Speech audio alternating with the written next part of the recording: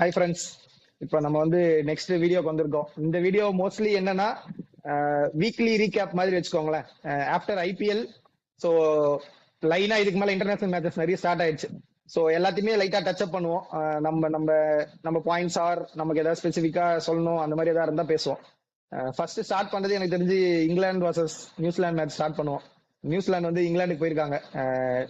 So இது ரொம்ப பெரிய டாக்ஸ் இருந்தது. ஏன்னா ஃபர்ஸ்ட் பெரிய டாக் என்னன்னா ஜோஃப்ரா ஆர்ச்சர் வந்து ஐபிஎல் ஆடுறேன் நான் வரலன்னு சொல்லிட்டாரு அப்படின்னு சொல்லிட்டு அது ஒரு பெரிய கான்ட்ரவர்சியா பேசிட்டு இருந்தாங்க. அழுகுறாங்க. ஆனா இங்கிலாந்து மீடியா ஃபுல்லா ஐபிஎல் போடுறவங்க இது பண்றாங்க ஐபிஎல் இது பண்றாங்க அப்படின்னு. இது இது இதை பத்தி உங்களுக்கு ஏதாவது பாயிண்ட்ஸ் இருக்கா? அவர் பென் டக்கெட்டும் இங்கிலாந்து டெல்லியை விட்டுட்டு போனாரு. அப்புறம் ஜேக்கப் பார்த்தாலும் எனக்கு தெரிஞ்சு இன்ஜுரி உண்மையான இன்ஜுரி மாதிரிலாம் தெரியல. அப்போ பாதிலேயே விட்டுட்டு அங்க போய் டெஸ்ட் மேட்ச் பிராக்டிஸ் பண்ண ஆரம்பிச்சிட்டாரு.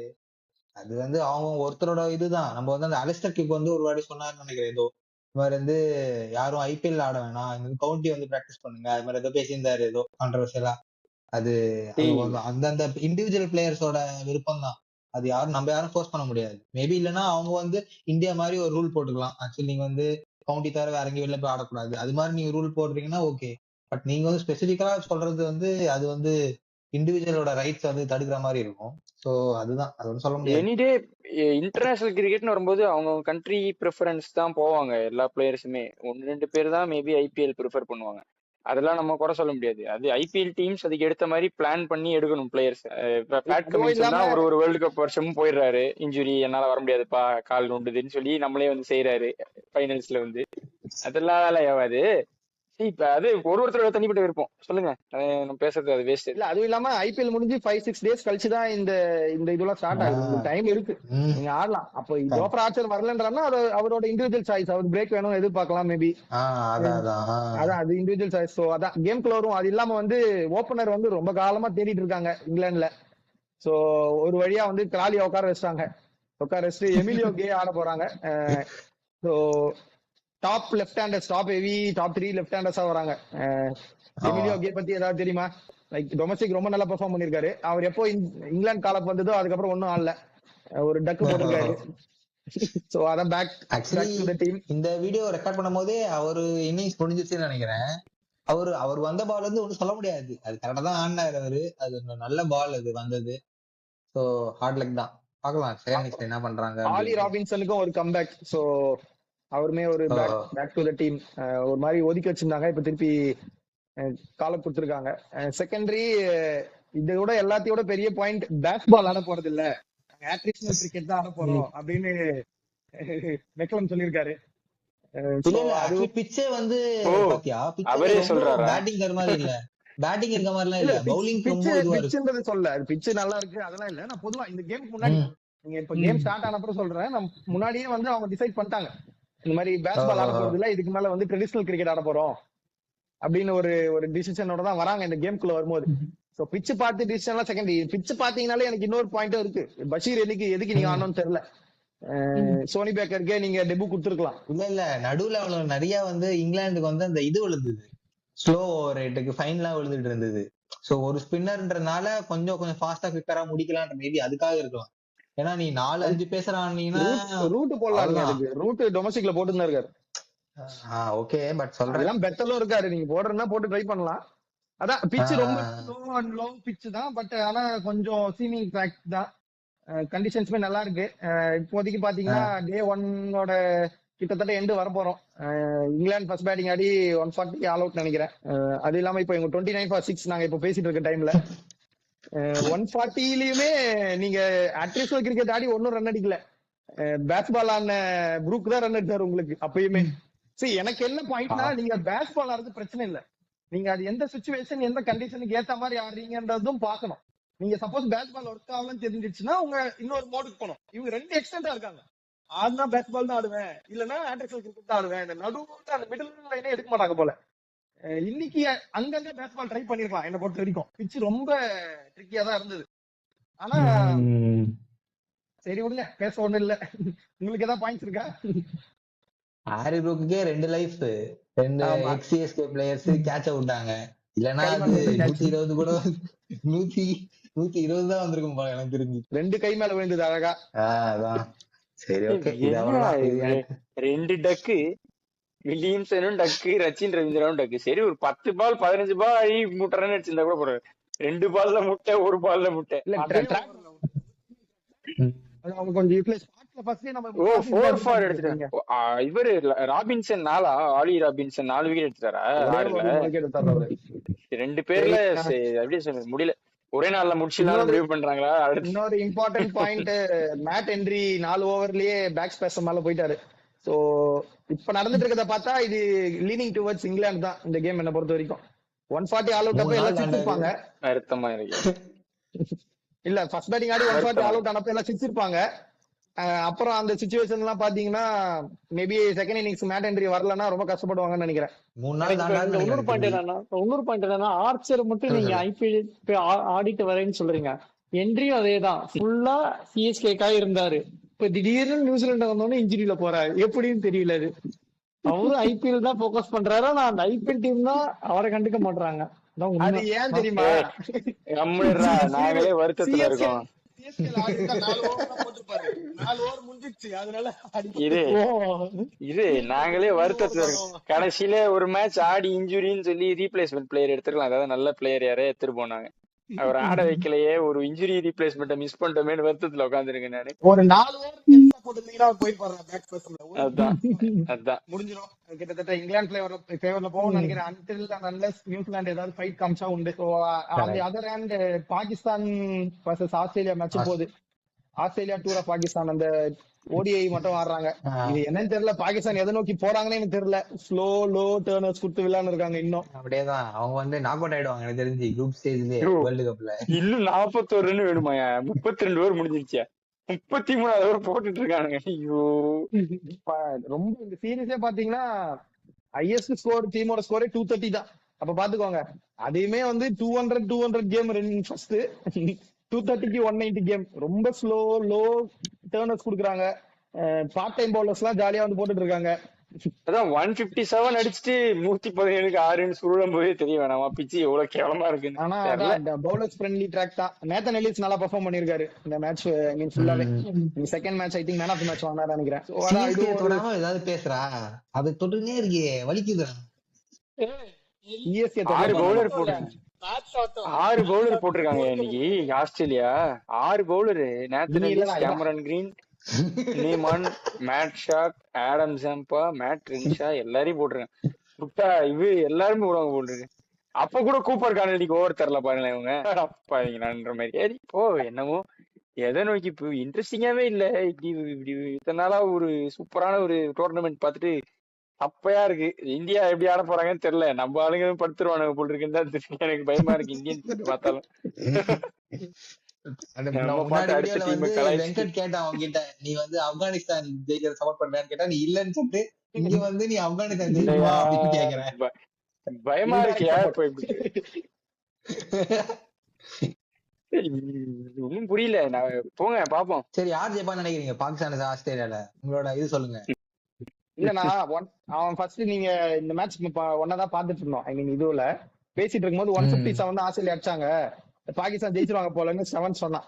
நான் அப்பயும் சொன்னேன் பாகிஸ்தான் இந்த மேட்ச் ஜெயிக்கிறது ரொம்ப கஷ்டம்டா அப்படின்னு. செகண்டரி பாபர் அசம் நல்லா ஆடினாங்க. 100 for 2 இருந்தாங்க பாகிஸ்தான். 100 for 3 என்னவோ அந்த ஸ்டேஜ்ல இன்னும் ஒரு 60 ரன் அடிக்கணும்னு 7 சொன்னான் இந்த வீடியோ ஸ்டார்ட் பண்ணும்போது. நான் அப்பயுமே சொன்னேன் ஆஸ்திரேலியா ஜெயிப்பாங்க. நான் இப்பயும் சொல்றேன் ஆஸ்திரேலியா தான் ஜெயிப்பாங்க, நீ கவலைப்படாத. அவங்க ஸ்லோ டர்னர்ஸ் கொடுத்துட்டு டெஸ்ட் மேட்ச் ஆடணும்னு பாக்குறாங்க. இது சரிப்பட்டு வராது. அவங்களுக்கே பேக் ஃபயர் தான் ஆகும் இந்தியாக்கான மாதிரி. கரெக்ட். அதான் இந்த கேம் பத்தி பேச ஒண்ணும் இல்ல. இன்னொரு பக்கம் பாத்தீங்கன்னா ஸ்ரீலங்கா கூட வெஸ்ட் இண்டீஸ். சோ எனக்கு ரொம்ப கஷ்டமா இருக்குது என்னன்னா வெஸ்ட் இண்டீஸ் வந்து ஸ்பான்சர் கூட இல்லாம ஆடுறாங்க. அது பார்க்கவே ஒரு மாதிரி இருந்தது. அவங்க ஜெர்சில ரொம்ப பிளாங்கா ஒரு மாதிரி இதுவா இருந்தது. அது ரொம்ப கஷ்டமா இருந்தது பாக்க. அந்த கேம் பத்தி நேத்து வந்து ஓப்பனிங் பார்ட்னர்ஷிப் செமையா இருந்ததுடா. நேத்து நான் பார்க்கும்போது ஓப்பனிங் பார்ட்னர்ஷிப் இல்ல, ஜஸ்டின் கிரீஸ் வந்து நல்லா ஆடி இருந்தாரு. நான் ஓப்பனிங் அது நல்லா இருந்தது. நான் பார்த்தேன், நான் சேஸ் பண்ணிடுவாங்களோ கொஞ்சம் க்ளோஸா போவோம்னு நினைச்சேன். பார்த்தா 40 தோத்துட்டாங்க. உண்மையை சொன்னது வெஸ்ட் இண்டீஸ் கேம் தான். நீங்க கேம் ஸ்டார்ட் ஆகுது முதல் பால் ஃபர்ஸ்ட் பாலே ஜேடன் சிக்ஸ் போட்ட பால எக்ஸ்ட்ரா கவர் அடிச்சாரு, கேட்ச் விட்டாங்க 10 நிமிஷம் ஃபர்ஸ்ட் பால். சோ அங்கேயும் வந்து கஷ்டம். ஏன்னா அப்புறம் 10 நிமிஷம் ஐ திங்க் 70 ஆட் அடிச்சாருன்னு நினைக்கிறேன்.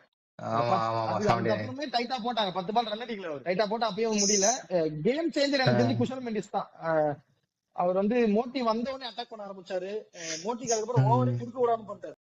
ஐ think 4 over 40 or something down the ground 3 six அடிச்சாரு. கேம் அங்கேயே எனக்கு தெரிஞ்சு கொஞ்சம் ஒரு மாதிரி சிமெண்ட் பண்ணிட்டாரு. அப்புறம் நீங்க மேபி டைம் இருந்தா பாருங்க, 10 நிமிஷம் விக்கெட் போய் பாருங்க, அது எனக்கு ஃபன்னியா இருக்கும். பேட்ல பட்டு பேட் தூக்குவாரு, பேட்டோட பேக்ல அடிச்சு கீப்பர் கேட்ச் பிடிச்சிரும். அது கொஞ்சம் ஃபன்னியா இருந்தது. ஆனா 300 ஓரளவுக்கு கிராஸ் பண்ணிட்டாங்க. நீ சொன்ன மாதிரி நல்ல ஸ்டார்ட் இவங்களுக்குமே, வெஸ்ட் இண்டீஸ்க்குமே 50 ஃபார் நோ லாஸ். ஆனா அது ரன் அவுட் நினைக்கிறேன், கேம்பல் ரன் அவுட் ஆவாரு, தேவையில்லாத ரன் அவுட், அதனால அப்படியே கொஞ்சம் டிராப் ஆயிடுவாங்க அவங்க. சாய் மறுபடியும் ஒரு நல்ல இன்னிங்ஸ் ஆடுவாரு, ஆனா எந்த அவங்களுக்கு அந்த ஃபயர் பவர் இல்ல. சோ அதான். ஆனா இது ஓரளவுக்கு நல்ல மேட்ச் தான். நீங்க அன்லஸ் பாகிஸ்தான் மேட்சோட கம்பேர் பண்ணீங்கன்னா 300 360 நல்ல கேம் தான். 300 ஃபர்ஸ்ட் இன்னிங் 262 இவங்க அடிச்சிருக்காங்கன்றப்போ நல்ல ஒரு இதுதான், பரவாயில்ல. அப்புறம் இன்னொரு பாயிண்ட் என்னன்னா, நேத்தன் எல்லிஸ் என்னன்னா ஐபிஎல் ரூல் அவுட் ஆயிட்டு வந்து விளையாடுறாரு. இங்க பாத்தீங்கன்னா சாம் கரன் ஒரு டொமஸ்டிக் ஆடிட்டு இருக்காரு. இங்க பாத்தீங்கன்னா அசரங்கா ரூல் அவுட் சொல்லிட்டு வந்து இங்க விளையாடிட்டு இருக்காரு. எல்லாம் ஐபிஎலுக்கு மட்டும் ரூல் அவுட் சொல்லிட்டு ஜாலியா வந்து ஆடிட்டு இருக்காங்க.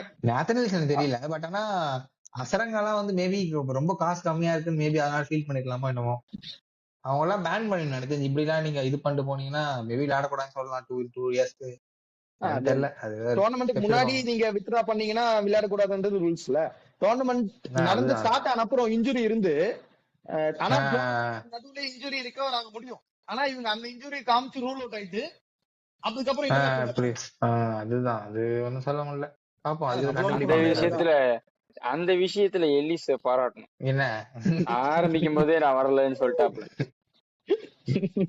ஆரம்பிக்கும் போது வரலன்னு சொல்லல, தேவையில்லாத ஒரு மேட்ச் ஆடி இன்ஜுரி ஆயிட்டாரு. அதெல்லாம் சொல்ல முடியாதுங்க. ஓகே, பட் ஆனா ஐபிஎல் மாதிரி ஒரு சீசன் வரும்போது நீங்க ப்ரீ சீசன் கேம்ப் அட்டெண்ட் பண்ண வந்திருக்கலாம் முன்னாடி, கொஞ்ச நாள் முன்னாடி.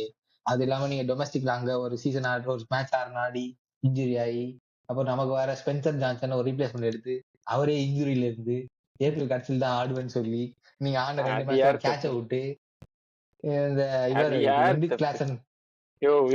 அவன் மேல பழி போடாதயா. என்னையா அக்கிரமம் பண்ற? நான் கத்துறேன், வெளியே சொல்றேன், நான் கத்துறேன் இங்க இருந்து, யோ கேட்ச் பிடிடா அப்படின்ட்டு. பின்னாடி இந்த தாத்தா உட்கார்ந்து பேசுப்பா, நிக்காதப்பா அப்படின்னு திட்டாரு என்ன. சரி, நீங்க எங்கயோ போறீங்க, நம்ம அடுத்து ஒரு டாபிக் வருவோம். அதுக்கு அடுத்து வந்து பெரிய கால் வந்து இந்தியா ஓடிஐ ஸ்குவாட்ல சேஞ்சஸ் இருக்கு, அத பத்தி வருவோம். விராட் வந்து இன்ஜுரியால வந்து இன்ஜுரி நீங்க நினைக்கிறீங்களா? நீ இன்னும் இன்ஜுரி நம்புறியா இல்லையோ? அந்த மாதிரிதான் ஓரங்கட்ட ஆரம்பிச்சுட்டானுங்க மெதுவா. இல்ல ஃபைனல் அப்போ வந்து லைட்டா அவர் புடிச்சு பாரு ஹாம்ஸ்ட்ரிங், அது அவரே சொல்லுவாரு. 100% இல்லதான் நினைக்கிறேன், அது ரிஸ்க் எடுக்க வேணாம்னு மேபி விட்டுருப்பாங்க. கரெக்ட், அது பெரிய கேம் இல்ல, அது இங்கிலாந்து வந்து ஈஸியா ஜெயிச்சிடலாம். சரி, அது இல்லாம ரீப்ளேஸ்மென்ட் பாத்தீங்களா இல்லையா? தலைமை இறங்கிட்டான் அடுத்தராஜ். T20ல ஒன் டே மேட்ச் ஆடி இருந்தா, ஒன் டே சும்மா கேட்கவா வேணும்? அதான் இப்ப எனக்கு புரியுது. விடுவான்டா உன்னை சும்மா விடுவான். இல்ல இது சும்மா கிடந்த ஸ்பென்சர் ஜான்சன் அடிச்சீங்க. இப்ப நான் வரேன், இதுக்குதான் எங்கால அந்த ஐகானிக் இன்னிங்ஸ் ஆட்டு இருந்தாரு போல. 21 பால் 9 ரன் அந்த மாதிரியான ஒரு இன்னிங்ஸ் வந்து ஐபிஎல் ஆடி காமிச்சு, நான் ஒரு ஓடிஐ பிளேயர் என்ன எடுங்க அப்படின்னு. பாப்போம். அந்த மேட்ச் வந்து சொல்ல முடியாது, அவன் அவுட் ஆயினானா முடிஞ்சிருக்கும். 40 நேரம் அவுட் ஆயிருப்பீங்க. ஜிடி மேட்ச் இல்ல, அற்புதமா ஒரு 20 பால் 15 அடிச்சாரு. எஸ்ஆர்எச் மேட்ச் சூப்பரா ஆடினாரு.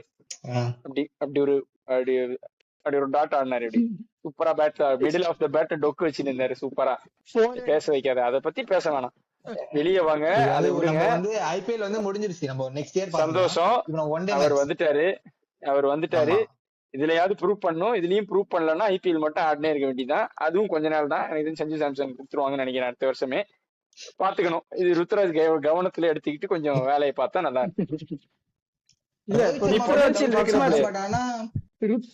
ருத்ராஜ் ஃபர்ஸ்ட் மேட்ச் ஆனார்னா அவர் கண்டிப்பா அடிப்பாரு, கண்டிப்பா மினிமம் 50 அடிப்பாரு. ஏன்னா சிஎஸ்கே பிளேயர்ஸ் எல்லாருமே ஷைன் ஆயிருக்காங்க அவங்களோட ஃபர்ஸ்ட் மேட்ச் ஐபிஎல்க்கு அப்புறம். ஷார்ட், தூபே, எல்லிஸ் எல்லாரும் ஷைன் ஆயிருக்காங்க. இன்ஜுரியில போயிட்டாரு, இல்லன்னா அவரும் இன்னைக்கு ஒரு 3-4 எடுத்திருப்பாரு. சோ எனக்கு ருத்ராஜ் மேல நம்பிக்கை இருக்கு. வந்த ஃபர்ஸ்ட் மேட்ச்ல 50 போட்டுருவாரு அவரு. எல்லாரும் வயிறு எறிங்களா என்ன நினைச்சு கொஞ்சம் வயிறு எரிஞ்சுக்கோங்க. நீங்க செஞ்சுரி என்ன வேணா வச்சுக்கோ, டபுள் செஞ்சுரி எல்லாம் வச்சுக்கோ. நீங்க மாசம் தானே. சரி பாப்போம் என்னன்ட்டு. அதுக்கப்புறம் இது வேற சொல்லுச்சு, வேற என்ன சொன்ன இப்ப? ரோஹித் சர்மா பத்தி பேசுங்க. ரோஹித் சர்மா அவரு கூட இன்ஜுரி சொன்னாங்க. பட் ஆனா அவரு போயிருவேன் 8th 9th போயிட்டு பிராக்டிஸ் பண்ணு சொல்றாரு. பாப்போம் என்னன்னு தெரியல. பண்ணுவாங்கன்னு தோணல எனக்கும். மேபி ஆப்ஷன்ஸ் இருக்கு. அவங்க இஷான் கிஷன் கூட ட்ரை பண்ணுவாங்க. மேபி இல்ல அடிஷனல் ஆப்ஷன்ஸ் யாராவது ட்ரை பண்ணுவாங்க. ரொம்ப புஷ் பண்ணுவாங்கன்னு தோணல எனக்கு. அதுவும் ஆப்கானிஸ்தான் கேம் தானே. சோ ரொம்ப பெரிய கேமும் இல்ல, பெரிய பிளேயர்ஸ் ஆடணும்னு அவசியம் இல்ல. எஸ்எஸ்டி ஜெய்ஸ்வால் லாஸ்ட் மேட்ச் தான் செஞ்சுரி அடிச்சாரு. அவரோட லாஸ்ட் மேட்ச் சவுத் ஆப்பிரிக்காவோட. அவருக்கு அதுக்கப்புறமும் சான்ஸே கொடுக்கல. நீங்க திடீர்னு அவரை டிராப் பண்றீங்க. என்ன இது இஷான் கிஷன் எடுத்துட்டு வரீங்க? ரீப்ளேஸ்மென்ட் வேணும்ல உனக்கு. இனிமே அப்படிதான். விக்கெட் கீப்பர் மிடில் இல்ல அவர் இப்போ. சோ அது சொல்றேன். Okay but Sanju Samson south Africa century, Sanju Samson south Africa century அடிச்சு வச்சிருக்கீங்க. வேர்ல்ட் கப் சவுத் ஆப்பிரிக்கால நீங்க இன்னும் பேசிட்டு இருக்கீங்க. இங்க ருத்ராஜ் கேக்வாட் ரீசெண்டா செஞ்சுரி அடிச்சாரு, ஜெய்ஸ்வால் அடிச்சாரு. அவங்க பத்தி என்ன எடுக்கல. சவுத் ஆப்பிரிக்கால செஞ்சுரி இன்னும் பேசிட்டு இருக்கீங்க நீங்க. அங்க ஓடிஐ ஸ்குவாட்ல சூரியவன்சி, T20 ஸ்குவாட்ல சூரியவன்சி வர போறா. இருங்க உங்க ஸ்குவாட் உங்க போதுங்க. அங்க எங்க தூக்க முடியாது. கை எங்க மேல இருக்க முடியாது. நாங்க வந்து பிளேயர் ஆஃப் டோர்னமெண்ட். பாருங்க அங்க T20 வேர்ல்ட் கப் வின் பண்ணி கொடுத்த கேப்டனே தூக்க போறேன்னு பேசிட்டு இருக்காங்க. தூக்கிட்டாங்க அவ்வளவுதான். ரொம்ப பாவம். தூக்க போறாங்க, தூக்கிட்டாங்க அவ்வளவுதான். எல்லாரும் அமைதியா இருங்க. எல்லாரும் அமைதியா. வெங்கட் நீ சொல்லு. இந்த தருணத்துல நீ தான் பேசணும். நான் ஐபிஎல் டைம்ல சொன்னேன்டா, என்ன பட்டிட்டர் தான் வரப்போறாங்க சூரியகுமார் யாதவ் ஸ்பேஸ்ல. ஆனா இவங்க வந்து மேபி ஒரு சீரிஸ் சான்ஸ் கொடுப்பாங்க சூரியகுமார் யாதவருக்கு. அதுக்கப்புறம் அப்படியே ஏன்னா கம்பீர் வந்து வாயெல்லாம் விட்டுருக்காரு, நாங்க ஐபிஎல் பேஸ் பண்ணி எடுக்க மாட்டோம் எந்த டீமையும் அப்படின்னு வாய் விட்டுருக்காரு கம்பீர். அவனோட ஈகோவும் ஒத்துக்காது, கம்பீரோட ஈகோ. டெஸ்ட் மேட்சுக்கே டெஸ்ட் ஸ்குவாடுக்கே ஐபிஎல் பார்த்தானே எடுக்கிறாங்க. அதுக்கப்புறம் இன்னைக்கு மீட்டிங் நடந்ததுன்னு நினைக்கிறேன். மீட்டிங்ல சேஞ்ச் பத்தி தான் பேசிருக்காங்களா. ஸ்ரேயாஸ் ஐயர் பக்கம் தான் போறாங்க நிறைய பேருன்றதுதான் நான் கேள்விப்பட்டேன்.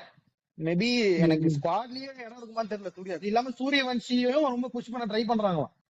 அதையுமே நான் இன்னைக்கு மீட்டிங்ல பேசினான்ற மாதிரி நியூஸ் பார்த்தேன். அதனாலதான் சொன்னேன் 15ல கொண்டு வந்துருவாங்க. சூரியவன்சியை 15ல கொண்டு வந்துருவாங்க கண்டிப்பா. அந்த ஒரு ஏஜ் கன்சர்ன் இப்பவே ஆட வைக்கணுமான்னு யோசிச்சு கொஞ்சம் வேணா அவங்களை இது பண்ணுவாங்க. எல்லாரையும் போட்டு இரியா தெரியும். அந்த ஒரு இன்டர்நேஷனல் ஹீட் மேட்ச் ஆடும் போதுதான் தெரியும். இது அவசரப்படாது, நல்லா ஆடலன்னு சொல்ல யாரும் பாப்பாங்க. அப்படியே எடுத்து குடுத்துட மாட்டாங்க. 15 வயசு பையன் கிட்ட போய் ஆடுப்பா இன்டர்நேஷனல் கிரிக்கெட் எல்லாம். சரி பாப்போம் கைஸ். இந்த வாரம் ரிவ்யூ வந்து இவ்வளவுதான் நினைக்கிறேன். 3 மேட்ச் பார்த்தோமா? இங்கிலாந்து சீரீஸ், ஸ்ரீலங்கா சீரீஸ், அப்புறம் பாகிஸ்தான் ஆஸ்திரேலியா சீரீஸ். அதான் அந்த சீரீஸ். ஸோ மீண்டும் வந்து நெக்ஸ்ட் வீக்கோட மேட்சஸோட ரிவ்யூவோட நாங்க வந்து உங்களை சந்திக்கும் வரை உங்களிடமிருந்து விடைபெறுவது நாங்கள். Bye bye. ஊர்ச்சிட்டி பயவல நினைச்சா நாங்கெல்லாம் வயிறு நிறைய சாப்பிடணும், வஞ்சனம் இல்லாம உழைக்கணும். அருமையான பாலிசி. Keep it.